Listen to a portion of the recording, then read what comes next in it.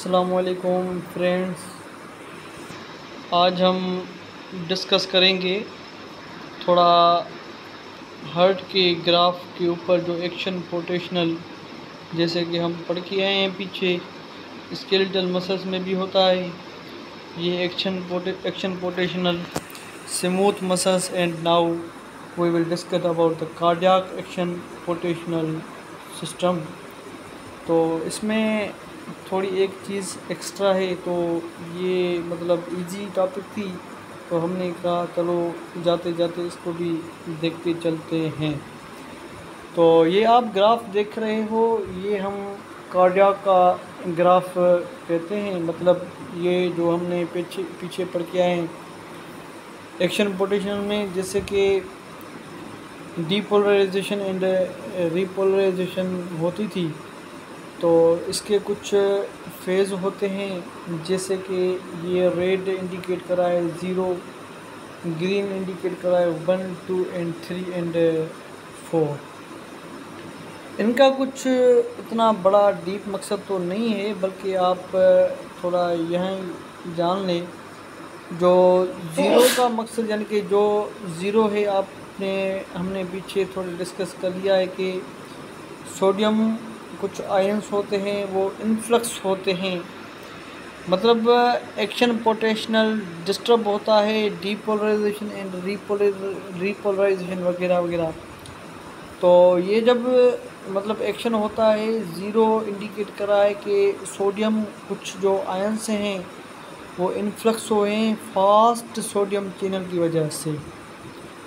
क्योंकि हमने skeletal muscles में पढ़ लिया है कि रेस्टिंग मेम्ब्रेन पोटेंशियल -90 तक होता है, तो वो जब एक्शन होता है तो वो +35 पे मतलब फास्टली सोडियम मतलब आ जाते हैं, सॉरी पोटेशियम बाहर जाते हैं, मतलब एक्शन करने वक्त एक्शन शुरू हो जाता है। तो सोडियम इन्फ्लक्स होंगे तो उसके चैनल हैं कुछ, जिसको हम कहते हैं फास्ट सोडियम चैनल्स। और जब एक्शन होगा तो आपने देखा ये जो ग्रीन इंडिकेट करा है, आप सोचते होंगे कि ये ग्रीन का इतना पोर्शन क्यों रह गया है और ये आगे क्यों नहीं आया। तो हमने तो स्केलेटल मसल्स में यूँ ही कहा था डीपोलराइजेशन के बाद ही रिपोलराइजेशन होगी, तो यहाँ पे क्यों नहीं हुई। तो हम यहाँ पे इस पे एक थोड़ा वर्ड डिस्कस करेंगे, प्लेट्यू। यहाँ पे एक प्लेट्यू मतलब फंक्शन होता है। तो ये जब सोडियम चैनल इनफ्लक्स होता है और पोटेशियम एक्सफ्लक्स होना शुरू होता है, तो यहाँ पे एक प्रोसेस हो जाता है जिसको हम प्लेट्यू कहते हैं।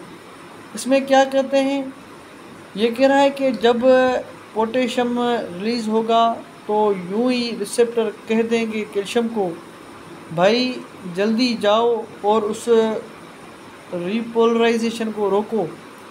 अगर रीपोलराइजेशन होगी तो आर्टरियम ब्लड वसूल नहीं कर पाएगा, और आर्टरियम नहीं लेगा तो ज़ाहिरी बात है वेंट्रिकल में नहीं आएगा और वो लंग्स तक नहीं जाएगा। तो ये एक साइकिल डिस्टर्ब हो जाएगी, और मतलब जो आर्टरियम को जो उसका प्रॉपर फंक्शन था वो डिस्टर्ब हो जाएगा, और ह्यूमन बॉडी अपना होम्योस्टेसिस मेंटेन नहीं कर पाएगी। तो यूं ही जैसे ही रीपोलराइजेशन का वक्त आता है तो कैल्शियम रिलीज़ हो जाता है डिलेड रिसेप्टर्स पोटेशियम चैनल से। वो दो मतलब जो पोटेशियम एक्सफ्लक्स होता है उसके जो चैनल्स के नेम है ये आप याद रखिएगा, क्योंकि ये कहीं कहीं पूछ लेते हैं। डिलेड रिसेप्टर पोटेशियम चैनल से पोटेशियम एक्सफ्लक्स होता है, और कैल्शियम जो इन्फ्लक्स होता है, डू रिमेंबर सोडियम की लोकेशन और पोटेशियम की लोकेशन है ना, वो आउटसाइड द मेम्ब्रेन है।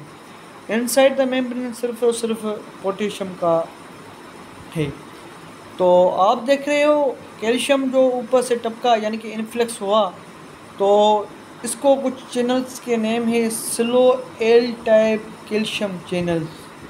क्योंकि ये स्लो इसलिए कहते हैं क्योंकि ये एक प्लेटिव फॉर्मेशन करवाती है और ये जो है मतलब अरेस्ट कर देती है उस कॉन्ट्रैक्शन को। तो आप फिर से देख रहे हो ऑरेंज लाइन के बाद में जैसे कैल्शियम पहुंचा और आर्टियम की जो ज़ीरो, अच्छा प्लेटिव को जो आर्टियम का जो वक़्त होता है वो 0.2 सेकंड होता है और वेंट्रियम का जो प्लेटिव का वक़्त होता है वो 3 सेकंड्स का होता है। तो ये पोटेशियम एक्सफ्लक्स होंगे, फिर मतलब फिर रिपोलराइजेशन होगी, फिर ये डिलेड रिसेप्टर यानी कि पोटेशियम चैनल के थ्रू होगी। तो नाउ अब बात करते हैं ये जो फोर्स लाइन है, तो हम कह लें ये अब रेस्टिंग हो गई। हाँ बिल्कुल कह तो लेंगे क्योंकि यहाँ पे सोडियम पोटेशियम पंप होता है, 3 सोडियम आउट और 2 पोटेशियम इन करवा देता है। जब ये होता है तो हमने पहले पढ़ लिया है 2 ATPs का यूज़ होता है, तो ये मेंटेन होता है एक्शन पोटेंशियल। तो यहाँ पे थोड़ा मैंने इसको थोड़ा डिटेल में आपको डिफाइन मैंने कहा शेयर कर लें। ये जो आप देख रहे हो पिंक कलर में 4 और ग्रीन कलर में 4, ये कुछ इस बात को इंडिकेट कर रहा है जब एक्शन पोटेंशियल ऐसे नोड का होता है तो यहाँ पे 2 चीज़ का होना लाजमी है। सबसे पहले हमने कहा डीपोलराइजेशन जब होती है तो इन्फ्लक्स ऑफ सोडियम होती है, तो ये मतलब फर्स्ट हाफ जो होता है जो मतलब एक्शन पोटेंशियल का ये यही होता है, सोडियम इन्फ्लक्स होता है। और जो इसको हमदर्दी यानी कि और प्रोसीड करता है, यहाँ पे कैल्शियम मतलब आते हैं वो फंक्शन करवा लेते हैं, मतलब हाथ बटा लेते हैं, कहते हैं आप यहाँ रिटर्न क्यों जा रहे हो, चलो तो कहीं चले लॉन्ग ड्राइविंग पर। ये आर्टियम का जो प्लेटिव होता है 0.2 सेकेंड और वेंट्रिकल का जो प्लेटिव वक़्त होता है वो 0.3 सेकंड होता है। तो आपने इस डायग्राम को समझ लिया होगा, ये हमने पहले डिस्कस कर लिया है।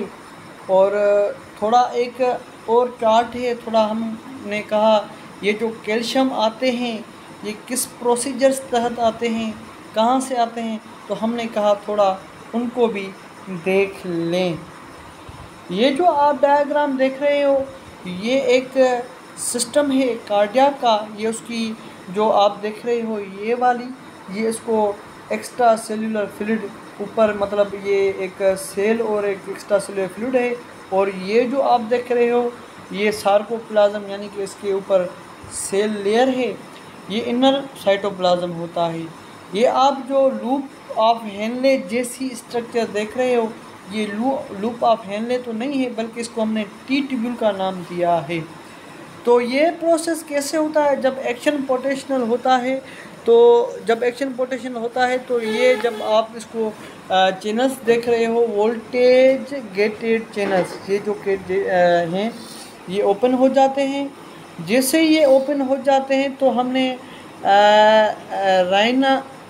राइनाडीन रिसेप्टर्स जो होते हैं सार्कोप्लाज्मिक रेटिकुलम में, उसमें से कैल्शियम रिलीज़ हो जाते हैं। यह तक जो बात हमने कही ये तो बिल्कुल सही थी स्केलेटल मसल्स के लिए। तो हम कहेंगे यहाँ पे जो कैल्शियम की करेंसी यूज़ होनी होगी, यानी कि यहाँ पर जो कैल्शियम मैक्सिमम जो फंक्शन प्रोवाइड करेंगे ये वहाँ से आने चाहिए जो एक्स्ट्रा सेल्यूलर फ्लूइड होता है, वहाँ से अगर कैल्शियम आएगा तो मोस्ट मतलब फंक्शनेबल होगा फॉर द कॉन्ट्रैक्शन यानी कि प्लेटिव यानी कि डिले टाइमिंग में, ठीक है ना। तो ये राइनाडीन रिसेप्टर फिर कैल्शियम को मतलब रिलीज़ करवाती है और फिर ये कैल्शियम बाहर आते हैं, ये कॉन्ट्रैक्शन में यहाँ पे फिर हेल्प कर देते हैं। और जो यहाँ आप देख रहे हो टी ट्यूब्यूल, ये स्केलेटल मसल्स के निस्बत थोड़ा बड़ा होता है। गाइटन कह रहा है कि 5 टाइम्स बड़ा होता है बनस्पत अदर्स टी ट्यूब्यूल्स के। तो यहाँ पे एक चीज़ लिखी हुई है, म्यूकोपॉलीसेकेराइड एक प्रोटीन होती है जिसके ऊपर नेगेटिव चार्ज होती है। ये क्या होती है, ये भी एक्स्ट्रा सेल्यूलर फ्लूइड से कैल्शियम आता है, कैल्शियम के ऊपर पॉजिटिव चार्ज होती है, और जो प्रोटीन है म्यूकोपॉलीसेकेराइड इसके ऊपर नेगेटिव चार्ज होती है। जैसे ही ये कैल्शियम इना आता है तो ये इसको पकड़ के बिठा देती है। आप कहीं नहीं जाओ, कहीं प्लेट्यू का वक़्त आ गया तो आप उसमें यूज़ होंगी। तो यहाँ पे आप देखते हैं कि कॉन्ट्रैक्शन ऐसे ही होती है, और जैसे ही रिसेप्टर एक्शन पोटेंशियल आता है, ये channels voltage gated channels calcium open होते हैं, कैल्शियम राइनोडिन रिसेप्टर से रिलीज़ होते हैं, और फिर ये कॉन्ट्रैक्शन में हेल्प करवाती है। और जो कैल्शियम जो एक्स्ट्रा सेलुलर फ्लूइड से आते हैं तो वो मोस्ट एक्सेप्टेबल होते हैं बाय द कार्डियक मसल्स के लिए। और ये तो हुई कॉन्ट्रैक्शन, और रिलैक्सेशन तो बिल्कुल आसान है, क्योंकि जब कॉन्ट्रैक्शन पूरी हो जाएगी तो ये हार्ट के सेल्स से कैल्शियम पकड़ के एटीपी का यूज़ करके ये वापस जाएंगे राइनाडीन रिसेप्टर्स के ऊपर, और फिर से ये सार्कोप्लाज्मिक रेटिकुलम में स्टोर हो जाएंगे। और जो एक्स्ट्रा सेलुलर जो मतलब आए थे उसमें सोडियम कैल्शियम एक्सचेंजर होता है। ये क्या होता है? ये भी एक पंप है। ये क्या करवाता है? सोडियम को बाहर निकालता है, और कैल्शियम को बाहर निकालता है और सोडियम को इन करवाता है। तो फिर जब आप सोचते होंगे कि ये सोडियम इन हो रहा है तो ये तो मतलब एक्शन पोटेंशियल फिर से जनरेट होना चाहिए, फिर ये इनसाइड द सोडियम ज़्यादा हो जाएगा। तो आप घबराएं नहीं, एक और रिसेप्टर इसके साथ ही काम करता है जिसको हम कहते हैं सोडियम पोटेशियम एटीपेज पंप। ये क्या करवाता है? एटीपी यूज़ करके सोडियम को बाहर और पोटेशियम को इन करवाता है। तो अब हम ये सोचें, जब कॉन्ट्रैक्शन हुई यानी रिलैक्सेशन हुई तो यहाँ पे एटीपी आखिर कितनी यूज़ होनी चाहिए? तो ये सवाल ही है, क्योंकि एक एटीपी तो आप देख रहे हो कैल्शियम को सार्कोप्लाज्मिक रेटिकुलम में वापस लेके जा रहे हैं, तो ये भी यहाँ भी एटीपी यूज़ हो रही है। और ज़ाहिर बात है सोडियम पोटेशियम पंप जो है वो 2 एटीपी यूज़ करता है, तो इसके लिए 3 एटीपी हम कहेंगे कि ये रिटर्न होगा कैल्शियम, तो हम यूज़ करेंगे। तो व्यूअर्स, थोड़े कुछ ये हमारे जहन में आइडियाज़ था, मैंने कहा फ्रेंड से शेयर कर लें। तो देखें इसमें कोई अगर सवाल हो, कोई क्वेश्चन हो तो बिल्कुल हमसे पूछिएगा, अगर ना समझ आया हो। बन अल्लाह।